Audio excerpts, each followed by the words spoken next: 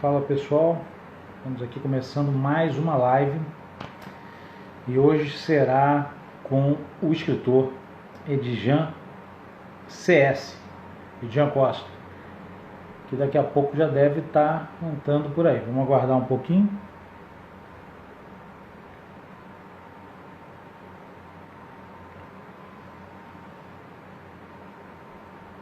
Oi Helena, como vai? Tá me ouvindo direitinho?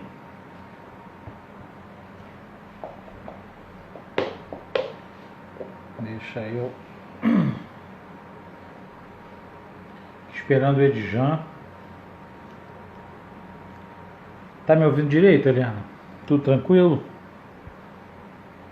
Olha, já estamos com o nosso convidado aqui. Ô Rosa, como vai? Deixa eu chamar aqui, deixa eu visualizar aqui, ó.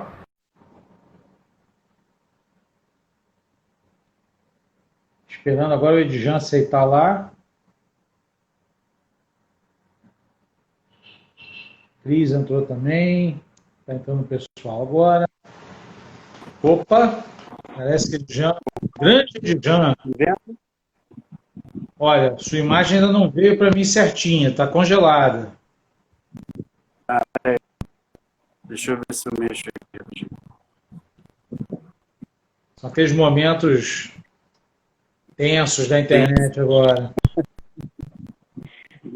Já está pixelizada toda a sua imagem. Eu vou desconectar e entrar de novo, então. Tá bom, faz isso, vê se melhora a imagem. Valeu.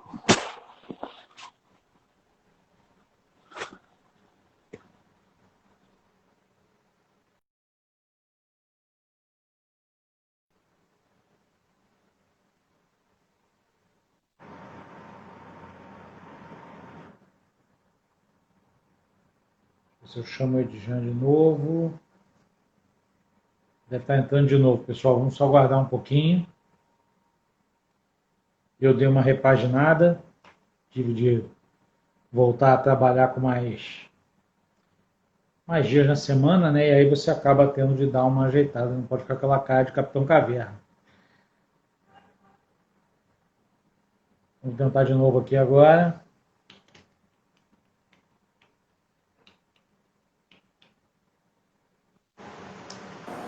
Opa, tá. Ó, melhorou. Já tá. A imagem tá melhor. Vamos ver se agora vai movimentar. Tá. Isso às vezes é a internet.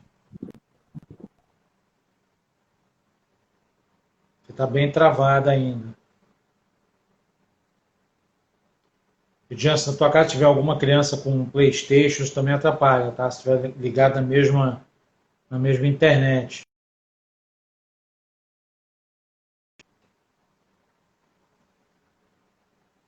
Vamos esperar, galera. Isso aí a gente não tem muito como controlar, né? Olha, Úrsula aí, tudo bem? Caio também. Vamos lá, de novo, chamando aqui o Edjan. Tudo bem, Úrsula? Como é que está? Tudo tranquilo, querido? A gente está tendo uma semana cheia de catarses, pessoal. Tem que ficar de olho, tá? Vou começar a fazer a divulgação também. A Úrsula já está fazendo, tem alguns outros IGs já fazendo também. Então fiquem de olho. Muita coisa legal entrando em financiamento coletivo, que vale a pena vocês estarem de olho, assim como alguns estão terminando financiamento coletivo, então vale também a pena. A editora Wish está com o livro do Cavaleiro Sem Cabeça. Nós temos a Script com alguns livros, então fiquem de olho. A Script está com alguns projetos bem legais. Nós temos Sebo Clepsidra, junto com a editora Ex Machina, com um livro que foi organizado pelo Alexander do Fantastic Cursos, que é um livro que já nasce referência, que vocês precisam apoiar, porque é um livro muito, muito bom mesmo. Eles fizeram um apanhado de todos os contos de fantasma, mas vindo desde primórdios até os dias mais atuais. Então, é um livro que já nasce referência. Então é um outro catarse que vocês precisam olhar. Opa, vamos ver agora, Jean, vamos ver agora se vai fixar. Vamos tentar assim. Agora vai. A imagem está Oi? pixelizando, mas vamos ver se a sua voz vai. Eu não sei se está travando. Fala alguma coisa. E aí, Daniel, tranquilo? Tudo tranquilo, meu querido, tudo bem? Vamos segurar assim, ver se vai. Daqui a pouco, de repente, ela normaliza. Ah, sim. Tranquilo? Gente, nós estamos recebendo hoje Edjan CS. Você virou tua câmera, Edjan. Oi? A imagem do Edjan tá bem pixelizada, está bem em pixels, mas deve ser a internet. Vamos esperar um pouco, de repente isso normaliza. Eu reiniciei ela agora há pouco para ver se não ia dar problema, porque a minha aqui é complicada. Nas outras mais inadequadas, ela dá problema. O som também tá dando uma travadinha, Edjan. Eu entendi parte do que você falou, não entendi tudo, não. Caramba. O Úrsula está falando que você está parecendo um fugitivo. O Max Hedron. Mas, Edjan, vamos tentar seguir assim, daqui a pouco, de repente, a própria internet dá uma regularizada. Meu amigo, muito obrigado por aceitar o nosso convite, tá? Não, é isso. Porque as lives que a gente está fazendo, está tentando trazer pessoas do mundo literário e pessoas que trabalham em diferentes pontos. Então, nós queremos mostrar cada elo dessa corrente. Inclusive, o leitor, nós mostramos na nossa última live, foi com leitores lá do Ceará, representados pela Camille Queiroz, do grupo de leitura do Vórtice Imaginário. E, cara, trazer você que é um escritor, que já está com a carreira já em andamento, é muito importante para nos trazer um pouco da tua experiência, das tuas vivências, dos teus conselhos. Se apresenta para o pessoal, por favor. A imagem está melhorando bastante. Ah, que bom. Bom, meu nome é Edjan, eu sou escritor de suspense e terror aqui do Rio de Janeiro. Já tem um tempinho que eu comecei, não tanto quanto outros que estão nessa caminhada comigo. Eu comecei em 2016. Comparado com outros escritores, eu ainda sou uma criança nesse sentido. E, assim, eu gosto de trabalhar histórias de terror ambientadas... desde o começo da minha carreira já dava para perceber isso. Apesar de eu não nomear os locais, dava para ver que eram zonas mais periféricas de grandes centros urbanos que eu descrevia. E aí, como no comecinho o pessoal não sabia que eu era daqui do Rio de Janeiro, perguntava, isso daí é o quê? Tipo, Capão Redondo? Ou é na Bahia? Porque tem algumas coisas das periferias que são meio que universais. Algumas questões, alguns pontos. Mas, assim, e aí eu continuei publicando em coletâneas, revistas literárias, prêmios literários. Lancei o meu primeiro livro solo ano passado, foi o Gótico Suburbano, e estou aí na caminhada. Cara, e você sabe que eu sou um fã seu. O primeiro livro que eu li foi Gótico Suburbano, que você carinhosamente me deu. Inclusive ele está... Eu não tenho aqui hoje para mostrar, gente, que eu emprestei para um amigo meu que cresceu no Meia e ele se apaixonou pelo livro e não me devolveu ainda. Logo depois veio a epidemia e o cara não me devolveu ainda. Mas o cara ficou encantadíssimo com o teu texto e eu também fiquei encantadíssimo. Entendeu? Porque anotem esse título, Gótico Suburbano, porque Gótico Suburbano é um livro que, assim, principalmente para quem é do Rio de Janeiro, vai ter uma memória afetiva muito grande com esse livro.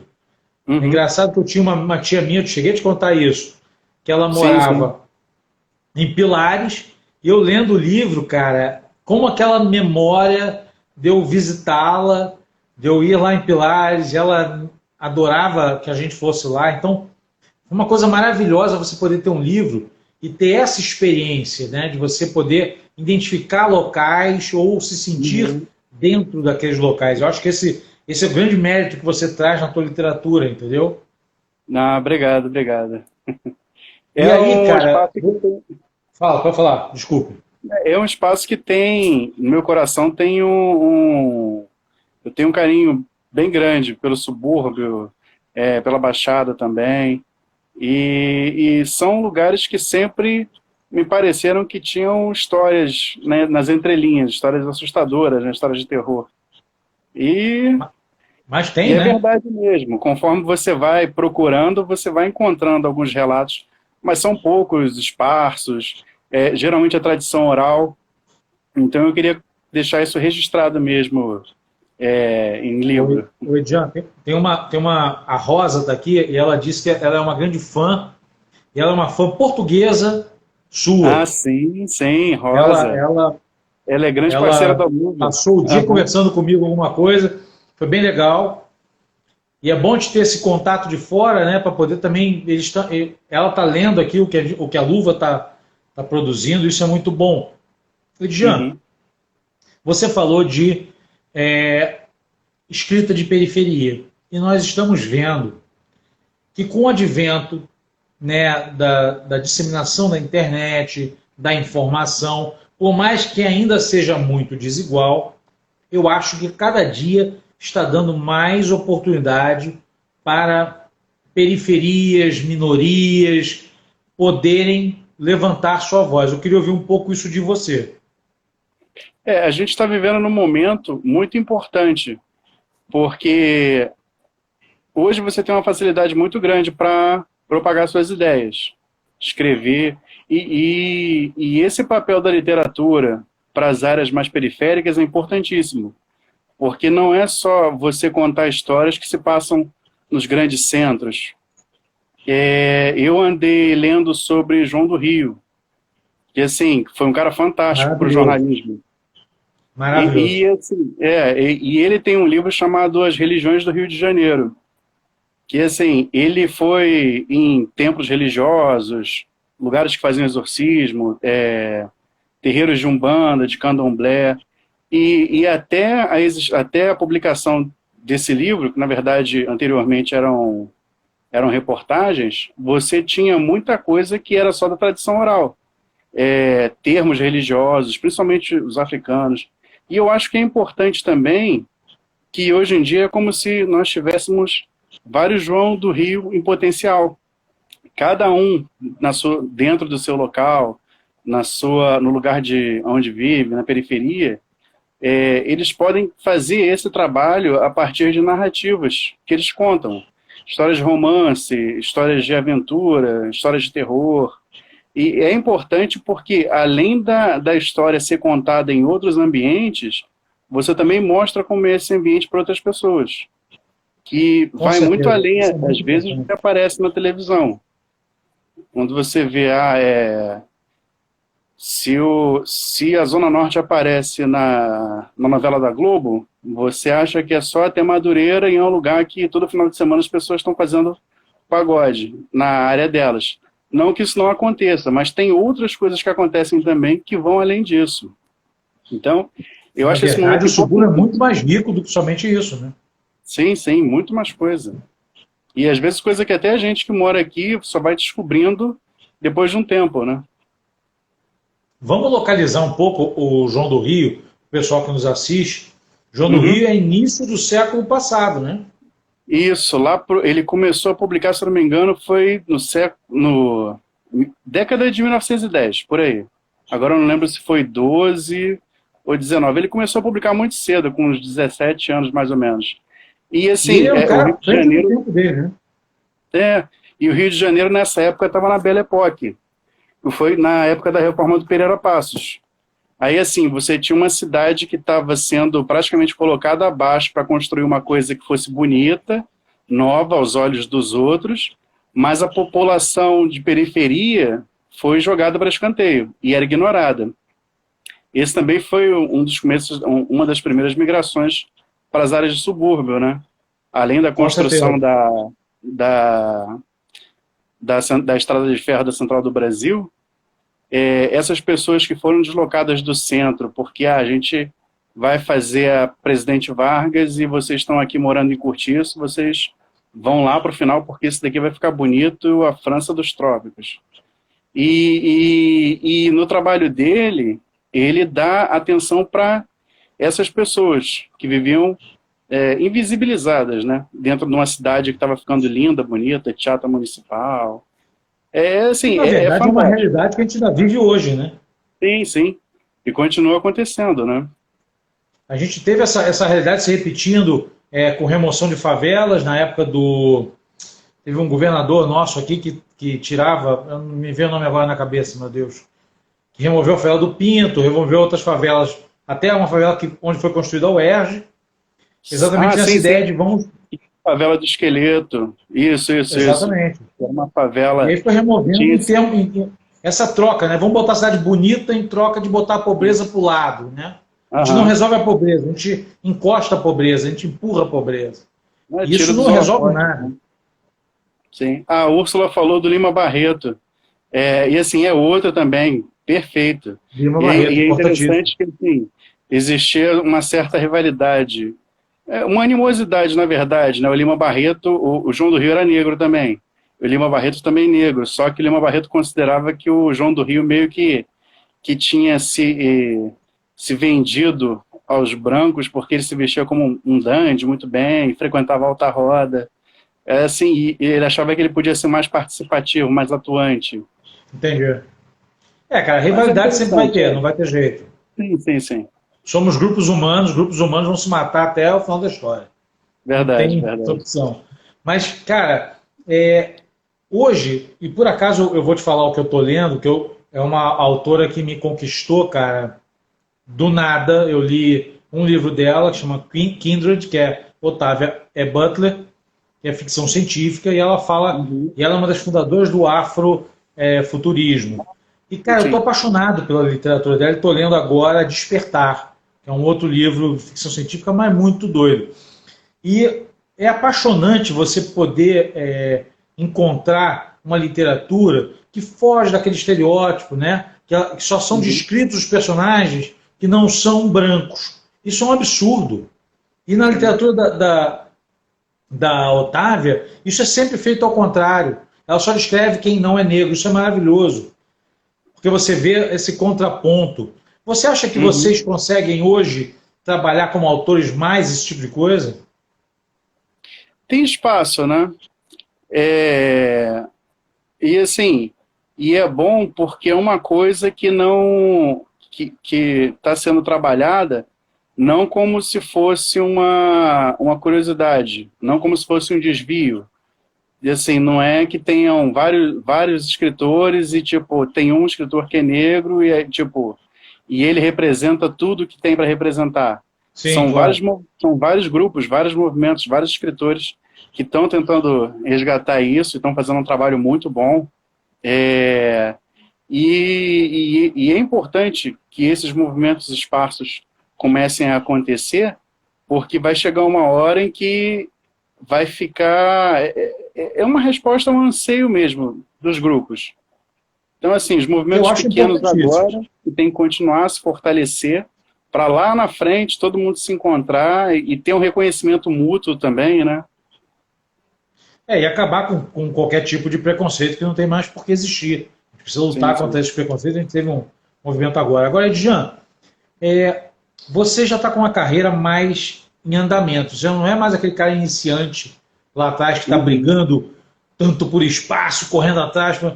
Eu já vejo a tua literatura mais amadurecida, você já está dando outros passos.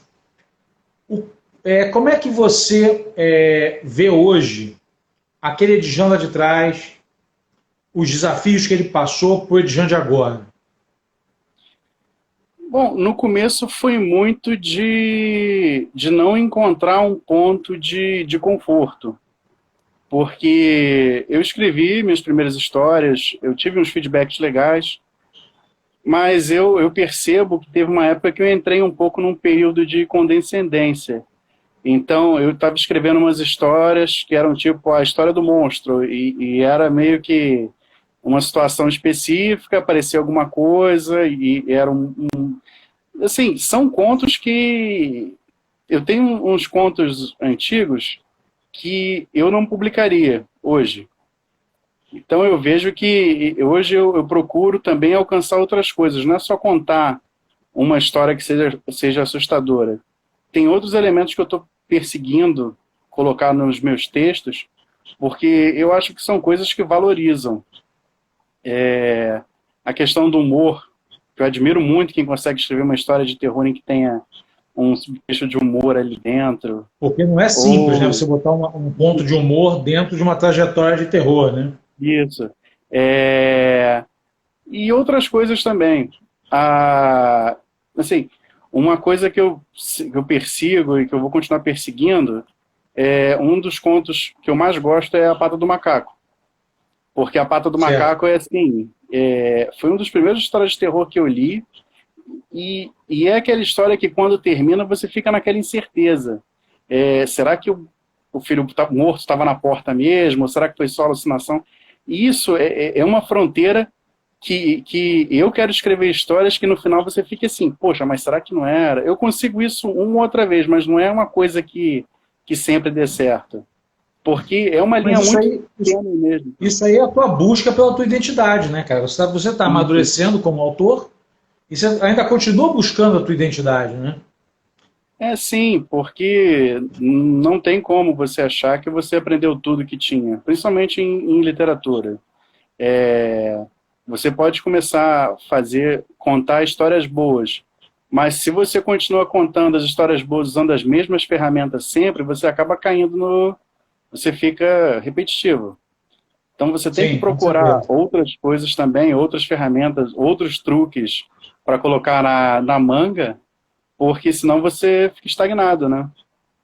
Aí, Jean, eu te pergunto o seguinte, você comentou um ponto importante, você precisa ampliar leque, e esse ponto já surgiu em outras lives nossas, as pessoas comentando exatamente isso, que o próprio escritor não pode ficar limitado ao seu estilo mais confortável. Onde é que é a tua zona de desconforto? Onde é que o Edjan fica desconfortável lendo? Onde é que é esse ponto? Bom, são vários, né? Tem alguns pontos de conforto que eu não pretendo cruzar. Porque, assim, desde que eu comecei, eu não escrevo conto, apesar de já terem aparecido várias oportunidades, várias chamadas, mas eu não escrevo conto de Natal no terror. De terror no Natal, desculpa. Entendi. De vez em quando aparece chamada, algumas pessoas já falam, não, tenta, você se sente desconfortável, mas... Só que Natal é uma coisa tão especial para mim que é uma coisa que eu não quero fazer. Eu não quero escrever uma história ambientada aí. Mas tem outras coisas que eu tenho buscado. Para mim, quando eu estou escrevendo uma história, às vezes eu acabo não sendo tão descritivo em algumas situações. Eu acho que para algumas histórias, uma descrição mais elaborada poderia valer a pena. Mas às vezes eu me sinto desconfortável fazendo descrições muito longas. No Senhorico, foi um que eu consegui fazer uma descrição um pouco mais elaborada da ambientação, mas assim, deu trabalho fazer aquilo, porque eu vou lendo e vou pensando, não, estou explicando demais, o cara vai achar chato. É um ponto que me deixa desconfortável. E você se define hoje contista, ou você já começa a pensar em fazer um romance maior, ou partir para uma noveleta, uma coisa que seja intermediária? O que você vê hoje as tuas experimentações? No momento, assim, eu me vejo como contista mesmo. Eu ainda não pensei em nenhuma história que valesse a pena ser contada de uma forma mais longa, ou que tivessem mais personagens. Até tem algumas histórias que eu escrevi que elas acabaram travando por causa disso. Eu ia precisar elaborar mais. E só aqueles personagens e só aquele momento de tensão ali, só aquele conflito específico não resolveria a história toda. Então eles foram para a gaveta. Mas é um projeto mais para frente. Eu quero ainda... Eu sempre faço essa provocação porque as pessoas... e as lives foram mostrando isso para mim muito, né? Eu tenho um amigo meu, por exemplo, que ele não gosta de contos, mas eu acho contos bem legais. Porque eu acho que você conseguir fazer num espaço limitado uma história que cative a pessoa, que deixa ela com a atenção presa ali, é desafiador. né? Fazer um conto é Sim. desafiador. Como fazer um romance também deve ser desafiador, é óbvio. Qualquer tamanho deve ter o seu desafio em criação. Mas eu acho que o contista, ele, por excelência, ele tem uma mente muito afiada, porque ele precisa chegar logo no ponto, né, cara? Ele não pode enrolar muito, entendeu? Sim, O uma que que você vez acha disso? eu ouvi uns romancistas, eram dois ou três, e eles comentaram que eles ficam impressionados como o pessoal que escreve conto desperdiça ideia. Porque às vezes você escreve 10, 15 contos, tem ideias boas, mas não, cada um poderia ser um romance. Mas o conto é a forma mais primordial de contar história, nossa mesmo, até de maneira oral. Você chega em casa e Agora, fala, como é que foi seu dia? Ah, foi horrível, lá na minha sala hoje aconteceu um problemão, a menina começou a dar luz no meio da aula, tivemos que correr. E assim, é um conto, tem poucos personagens, um evento só. E nós contamos histórias, mas geralmente a história que a gente conta são histórias assim. E realmente foi uma coisa que, não sei porquê, foi acontecendo no imaginário de muitas pessoas esse escalonamento de importância, de que um romance é muito mais complicado de fazer, você tem que ter um preparo gigantesco para escrever um romance, e conto até criança escreve, mas quando você pega, às vezes, grupos de escritores que estão participando de algum edital, e eles ficam assim, cara, como é que eu vou conseguir contar uma história com 5.000 caracteres? Ou como é que eu vou contar uma história com 100 palavras contadas, 100 palavras exatas? E e dá aí para eu vou fazer. aproveitar esse teu gancho. Eu vou aproveitar esse teu gancho para pedir uma coisa. Qual é a dica que você dá para quem está tentando? Tentando escrever menos? Ou escrever menos ou tentando escrever? Não, para quem está tentando participar de uma coletânea, cumprir os 5.000 caracteres que você falou, cumprir um conto, que eu já percebi que tem uma série de regras para serem feitas e é desafiador. Qual é a tua dica ou as tuas dicas para essa galera? A primeira dica é escreve a história. E aí depois, uma história nunca está pronta quando você coloca o ponto final. Você vai ter que voltar para ela para dar uma revisada, para dar mais uma lida, para ver o que que tá fora, o que que está dentro. Mas é importante também cortar. Às vezes até um conto que está dentro do limite de caracteres você pode cortar. Porque às vezes tem coisas que estão sobrando dentro da história. Tem muita coisa que às vezes um escritor pode colocar e a princípio parece que é muito importante, mas quando você vê, não é. Às vezes já vi gente que Não, e por leitor fica sobrando, né, Jean? Fica aquela coisa meio tá sobrando uma ponta aqui que o cara esqueceu de sim, trabalhar. sim. E às vezes algumas, ou descrições, ou adjetivação também. Tem coisas que são melhores, e se for terror, tem coisas que são boas se deixadas nas entrelinhas também, se deixar um pouco para a cabeça da pessoa que está lendo.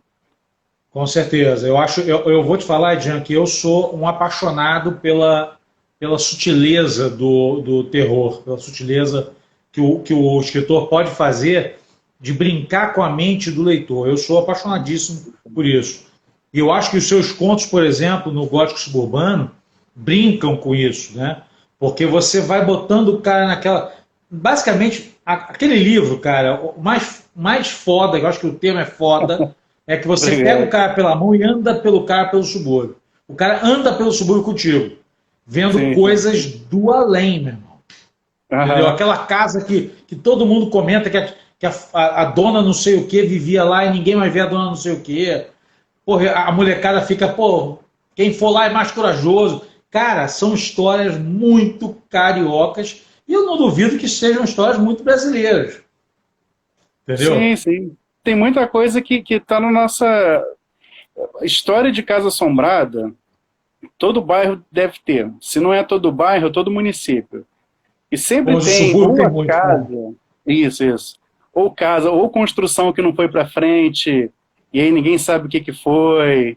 Ou então, às vezes, casa até que tem gente morando, mas nego não vê o morador e fala, não, mas é estranho. Eu ouço uns sons lá dentro de vez em quando. Que É loucura. fantástico. Eu acho que também. E são situações cotidianas, né, cara? Aham. São situações que você pode pegar só conversando com pessoas no bairro. Você vai descobrir Uhum. 15 histórias insólitas. Eu acho isso Entendeu? muito interessante também, porque começou mais recentemente, as pessoas vêm e, você escreve terror, vou te contar uma história, aí contam um caos assustador, e eu gosto muito de ouvir, assim, não só assustador também, tem alguns causos que são engraçados, e assim, fica tudo anotado, né, para um próximo livro. Entendi. Oi, Edjan, você comentou que no início da tua carreira, e você ainda continua, porque eu acompanho a tua trajetória desde que eu li teu livro, você é um cara que está no meu radar. Eu já te falei isso 20 vezes, a gente participa Enfim. de grupo de WhatsApp junto. Eu adoro teus textos, sempre que eu puder ler, eu vou ler. E, cara, qual é a importância que você vê e que você falaria para os nossos ouvintes agora da participação nas coletâneas? Outras pessoas começaram de outras formas, mas para mim a porta de entrada foram as coletâneas mesmo. Tem gente que começa no Wattpad e aí depois já passa para uma publicação só, mas para mim foi importante participar para eu colocar as minhas ideias e os meus textos para outras pessoas lerem e para ter contato com outros escritores também. E esse contato com outros escritores é fantástico, porque tem pessoas que eu tive contato na minha primeira publicação que eu falo até hoje. A Randina Coelho, que é uma escritora de Brasília, que ganhou até o Prêmio Strix 2017, se não me engano. O Vitor Abdala, que é autor daquele do Vitor Abdala Caveiras. é muito bom, né, cara? O Abdala é muito bom. E assim, são pessoas que desde o começo eu trocava ideia, tirava dúvida. E são pessoas que fantásticas, que ajudam, sempre me ajudaram muito no comecinho, davam dicas, o que fazer, o que não fazer. E essa participação em coletânea, tem muita gente que acha que não agrega, mas eu acho o contrário. Foi uma coisa que me ajudou bastante Aí a eu vou te fazer chegar. uma outra pergunta, Dian, e você complementa com o que você estava falando aí agora, desculpa te interromper. Com as nossas lives, as pessoas vieram me perguntar em off, né, por mensagem direta, mas o Gargo, tem coletânea que a gente só fala com o editor, o, a chamada da coletânea está lá, você pode mandar o texto, outras cobram. Isso é legal, isso não é legal. Aí eu fiquei, pô, será que eu vou fazer essa pergunta para o Edjan, que é um cara que já vivenciou isso. E aí, Uhum. qual é a tua experiência com coletâneas que são somente de enviar o texto, ou outras que você, se selecionado, precisa fazer algum tipo de pagamento? Existe algum detrimento nisso? Não existe? Qual é a tua opinião e a tua vivência? Bom, pela minha experiência é que existem os dois lados da moeda. Tem antologias, às vezes você participa de uma antologia, você tem que desembolsar um valor para que ela seja publicada. Isso é a mesma coisa que você fazer uma publicação solo, independente. Você tem o seu livro no Wattpad, está fazendo sucesso, aí eu quero publicar. Aí eu vou lá numa gráfica ou numa editora que trabalhe só com impressão, eu dou o meu original para eles e eles produzem um livro físico. Só que, para um autor iniciante, às vezes produzir um livro físico completo, um romance, é caro.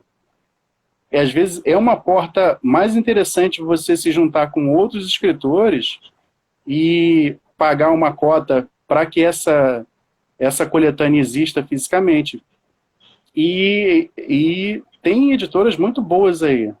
A Luva, principalmente, a Andros, que foi onde eu comecei, e onde eu conheci muita gente boa, além do Vitor e da Randna, Tatiana Gimenez, Isaac Lázaro, muita gente.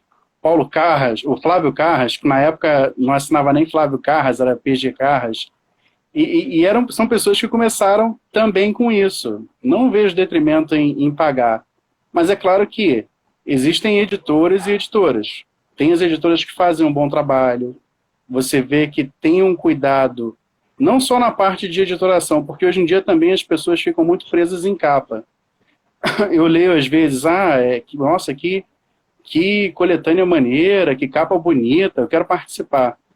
Mas não é só pela capa, aquele adágio antigo de que você não julga um livro pela capa é verdade. Até para isso, você tem que conhecer o que está lá dentro, se possível, ler outras publicações, porque realmente tem editoras que querem São só o picaretas, né? livro, só querem o dinheiro e vão colocar o conto que apareceu lá primeiro, sem uma preocupação tão grande com, às vezes até com revisão mesmo de texto, ou com uma seleção, de pegar uns contos que tenham uma qualidade, porque todo escritor está propenso a escrever uma história ruim. Eu posso escrever, e assim, e várias vezes eu tomei não de editora, e eu fico feliz por tomar não, porque depois de um tempo você pega aquilo para ler e você fala, pô, realmente não está bom. Concurso literário também, vários textos devolvidos, revista literária. Eu acho importante isso. Desculpa. Não, tranquilo. Às vezes eu coço a cabeça se eu vejo um escritor falando que nunca é reprovado em nenhuma coletânea. Porque, Esquisito. porque assim, faz parte do jogo você tomar não. E é bom que você tome não, é bom que você escute crítica, tipo, não gostei do seu conto, que a história tá horrível. Cara, e tá horrível aonde? É importante ouvir isso. Com certeza. Eu gosto de ouvir crítica nesse sentido, porque tá me mostrando aonde eu tenho que... E é só uma pena que as editoras mesmo não façam isso, de dar um feedback, porque que o conto... Eu até entendo que às vezes o volume é tão grande que você não pode responder um por um. Mas é um caminho interessante, é uma porta perfeita para quem está começando. Procure os antecedentes da editora, leia alguma coisa. Como essas perguntas vieram para mim, eu achei que você é uma pessoa indicada para poder dar um parecer legal sobre o processo. Quais são, hoje, o que você... quais são as tuas influências hoje como escritor? O que você lê? Quais autores, quais tipos de gênero você lê para montar hoje o portfólio literário do Edjan? Eu tenho lido muita coisa fora do terror. Assim, fora de... Como eu tenho preparado alguns textos que são mais voltados para uma análise da literatura e para análise de alguns gêneros, eu tenho lido muito texto acadêmico. Mas em matéria de romance, contos, eu estou dando preferência para escritores que não são do terror. Eu peguei uma coletânea de contos do Chico Anísio, acho que é A Curva do Calombo, se não me engano. Ele era um cara fantástico como humorista para criar tipos. E quando ele escrevia as histórias dele, que geralmente não tem nada de humor, são histórias que têm mais um pé na tragédia mesmo, mas a leitura que ele faz dos tipos, e às vezes histórias que são passadas nas periferias, ele tem que, se não me engano, é Domingo e Madureira. É uma história triste, mas tem uma descrição dos personagens que é fantástica. E eu estou procurando ler coisas que fujam do terror para ver como alguns escritores conseguem definir, às vezes, um personagem em 2 ou 3 linhas. E às vezes de uma forma bem humorada. Eu peguei também para ler, deixa eu ver aqui se eu vejo. Agora é uma coletânea de histórias mais antigas. São muitos escritores também. A gente tem uma tradição de esquecer alguns nomes interessantes da literatura. Acho que parece que teve alguma confusão na época do movimento modernista, e alguns escritores foram meio que cancelados nessa época já. Né? Quer que eu pegue um livro para te mostrar? Eu vou te indicar um livro muito bom. E quem fez esse livro foi um amigo meu chamado Romeu Martins, que é muito... Cara, esse aqui, ó. Medo Imortal, da Dark Side Books. Ele faz exatamente o resgate desse momento que você falou, de escritores que foram cancelados pelo movimento modernista, principalmente Coelho Neto. Coelho Neto foi completamente cancelado. A esfinge dele eu encontrei só em PDF, porque assim, eu procurei em sebo, eu procurei na estante virtual, e é uma história fantástica. É tipo o nosso Frankenstein, e ninguém conhece. E é incrível. O Romeu coloca ele como se fosse o Lovecraft brasileiro. Isso. Eu estava lendo um outro, era do Gastão Cruz, se eu não me engano. Tem uma história dele que é fantástica, que trata de doppelganger. É um cara que está fazendo uma pesquisa e ele começa a desconfiar que tem um cara que é igualzinho a ele, que está fazendo a mesma pesquisa também.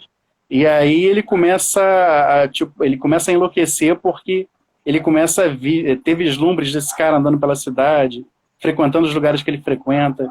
Tem Você vê que a gente perdeu isso, né, cara? Que coisa incrível. E eu acho isso é triste. Você ter essa tradição de histórias até assustadoras, literatura do medo, que você praticamente não encontra. Tem que garimpar muito para achar. Então, um garimpo que eu faço, Edjan, que eu te aconselho muito, deixa eu te indicar outro garimpo bom. Deixa eu ver se está a minha mão aqui, porque nem sempre está a mão. Pô, acho que não está, Edjan. Estou olhando aqui para trás e não estou vendo ele. Mas Edições Nefelibata, cara. Eles fazem livros com tiragens tipo 30 exemplares. Ah, calma que o Edjan deu uma travadinha aqui. Aguenta aí, galera. Edjan, tá me ouvindo? Tá me ouvindo, Edjan? Tá de boa? Espera aí. Calma aí, gente, que a internet... Espera aí, rapidinho que o meu travou. Você tá me vendo? Tô te vendo. Voltou. Eu estava te falando o seguinte, um garimpo maravilhoso para você, escritor. Opa, travou de novo, já voltou. Um garimpo maravilhoso para você fazer, Jean, é na Edições Nefelibata, cara. Voltou. Tá indo e voltando, vamos ver se vai fixar aí. Edições Nefelibata, eles fazem tiragens de 50 exemplares, 100 exemplares, não é nada muito grande. São livros muito pequenininhos, são livros maravilhosos. Vale a pena você procurar Edições Nefelibata, que são coisas muito boas mesmo. Entendeu? E você encontra essa galera que você está falando aí, que foi cancelada e é difícil de encontrar. O falou que vai sair a Esfinge aqui, ótimo, já estou de olho. O pessoal está começando, as editoras pequenas estão começando a fazer esse garimpo para a gente, essa redescoberta, e esse ano agora, final de ano, e esse início do ano que vem, vai ser uma proliferação de títulos antigos voltando às nossas estantes. Então isso vai ser bem importante, sabe? Não, isso é bom, é fundamental porque são coisas da nossa tradição mesmo que é como se não existisse. Isso é um perigo gigantesco que a gente corre, que a gente está correndo até hoje mesmo, né? Coisas que, não é adequado, eu não gosto, então não quero que exista, e eu apago da história. E a gente vê... Não pode a gente ter tem que isso, saber, né? por que aquilo é errado, a gente tem que investir na educação para ter uma visão crítica sobre aquilo, mas só esconder, aí tipo... A gente é melhor em que, então, do que a época do pessoal do Santo Ofício que queimava livro em praça pública? O que diferencia? Eu acho que a tua reflexão é perfeita. Nós precisamos demais apoiar a cultura em todos os aspectos dela. E a literatura tem sido uma fronte, assim, uma lutadora, uma guerreira incansável contra esses caras, entendeu? E nós vamos derrotando os caras página a página. Eu acho que o mais importante é isso. Agora, vamos lá, você não falou quais os autores que você anda lendo, cara. Sim, eu estou redescobrindo algumas coisas. Além de fazer leitura, eu gosto muito de fazer releitura, porque eu sempre pego coisas que eu ainda não tinha visto. Eu andei lendo muita coisa do João do Rio, né, por conta desse trabalho que eu estava fazendo. Nelson Rodrigues também, eu estou pegando alguns romances dele, porque eu conheço muito bem o A Vida Como Ela É, mas tem algumas coisas dele, acho que é Beijo no Asfalto, ou Meu Destino é Pecar, alguma coisa assim, que eu estou pegando para dar uma lida. Não são tão bom, o Meu Destino é Pecar não é tão bom, não é tão interessante quanto A Vida Como Ela É, mas eu estou dando uma olhada também. Tá na minha lista de leitura o Numetsu, que é do Alexandre, que é lá da Best, que é daqui do Rio, que é um parceirão também. O Eles, do A.T. Sérgio. Eu acabei não lendo, eu comprei, mas eu estava com muita leitura para alguns trabalhos que eu estava fazendo de pesquisa, e aí acabou que a leitura recreativa ficou em segundo plano. Aí agora Não tem aproveitar jeito, que né, deu cara? uma... É, E a pesquisa aproveitar que agora ocupa, deu né, cara? uma... Ocupa muito. Sim, sim, sim. E são textos E complexos, né? Não são textos simples de ler, né? e às vezes você ficar fazendo correlação entre um e outro, ou comparação, ou negação entre um e outro, não tem como você... Aquilo te esgota tanto que não sobra muito... A leitura acaba virando não prazer naquele momento, aí você tem que deixar mais para frente. Não tem Mas agora que jeito. já está mais tranquilo, Agora, quais são os seus próximos projetos, Jean? bom, eu vou começar, assim, não é...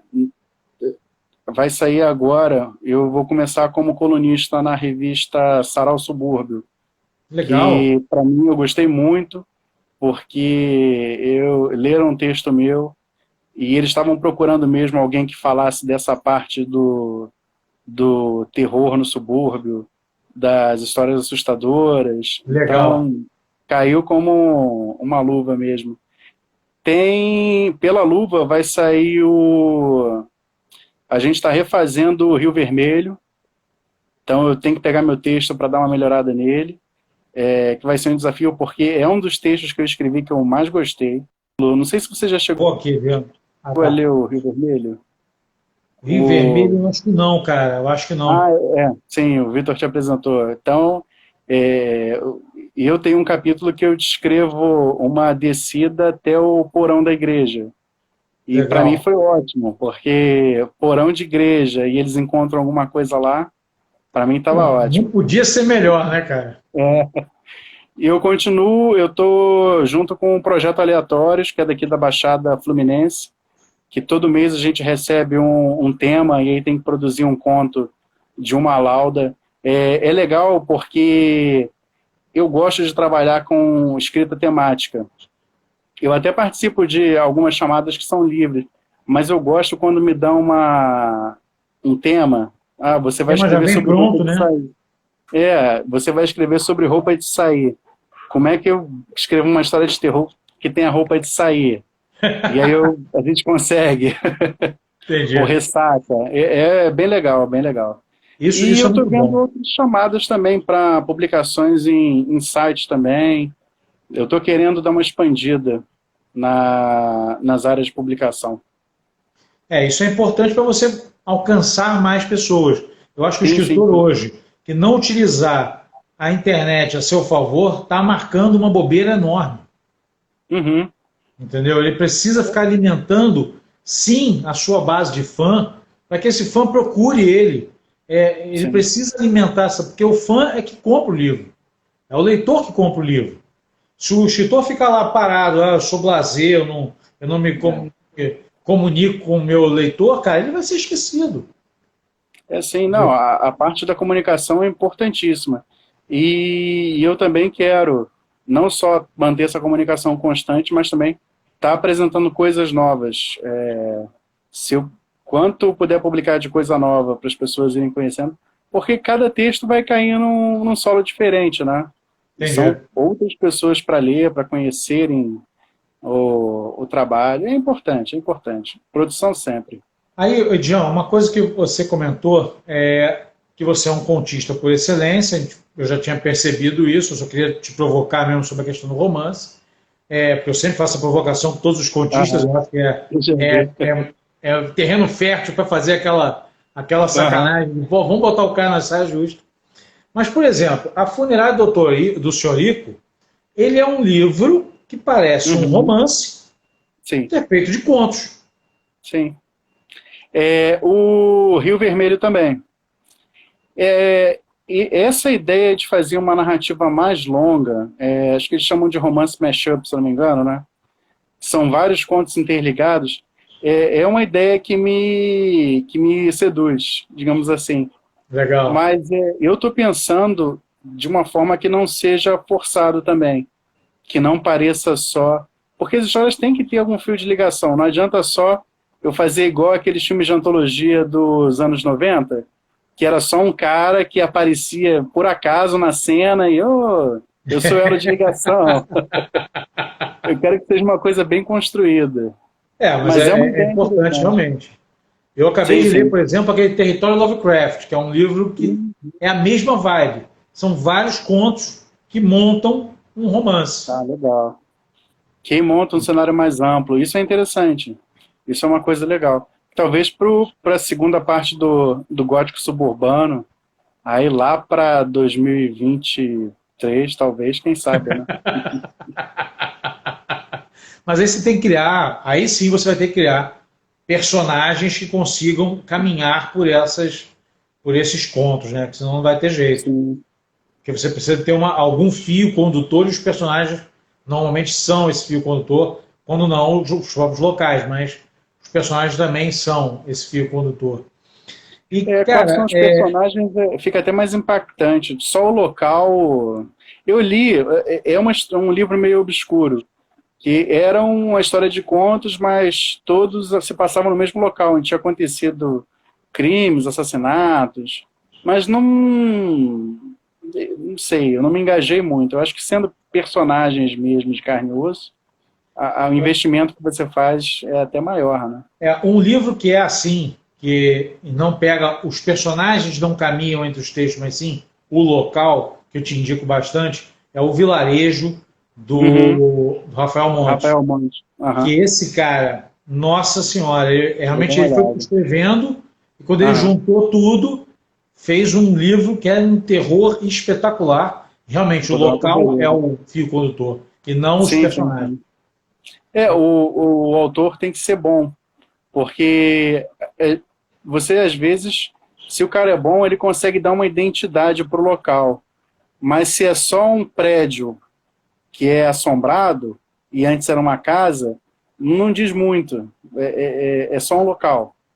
Mas autores bons conseguem fazer. Mas eu Senão vou você investir vai nesse começar a cair personagem. numa coisa tipo o Stephen King. Ele precisa descrever esse local muito, muito, muito, muito para poder aquilo ganhar algum significado gigante Sim, na história. Né? sim, sim. E o King faz muito isso. Tem o Hotel Overdrive, que é o exemplo maior dele, e as cidades que ele cria também, que são sempre Ah, cidades sim, sim. amaldiçoadas. Não, eu gosto muito de Stephen King, porque foi um dos primeiros histórias de terror mesmo, de qualidade que eu li. Primeiro foi o Poe, depois eu pulei para o King.